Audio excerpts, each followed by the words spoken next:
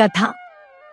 प्राचीन काल में एक गांव में एक ब्राह्मणी रहती थी जो बहुत ही मेहनती और समर्पित थी, लेकिन फिर भी उसके घर में समृद्धि और सुख का अभाव था।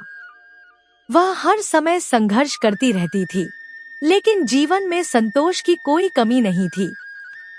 उसकी संतुष्टि देखकर एक दिन उसकी मित्र ने उसे बताया कि अगर वह शुक्रवार के दिन संतोषी माँ का व्रत रखेगी तो उसका जीवन खुशहाल और समृद्ध हो जाएगा।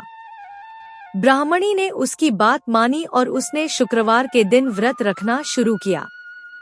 उसने श्रद्धा से संतोषी माँ की पूजा की, साथ ही साथ उनके व्रत के दौरान उन्होंने अपने मन और वचन से किसी को भी दुखी नहीं किया। वह पूरे मन से संतोषी माँ से खुशहाली और समृद्धि की कामना करती रही।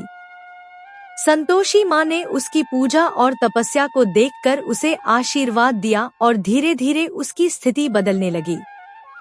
उसके घर में समृद्धि आई, उसका जीवन खुशहाल हो गया और उसका परिवार भी खुश रहने लगा।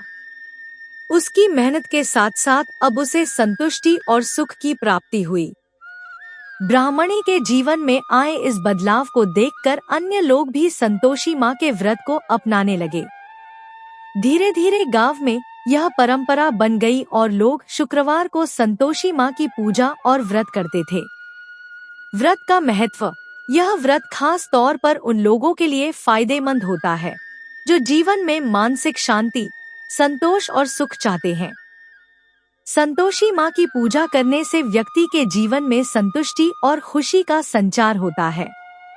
व्रत के दौरान व्यक्ति को दूसरों के प्रति दया और प्रेम का भाव रखना चाहिए और किसी को भी मानसिक या शारीरिक कष्ट नहीं देना चाहिए।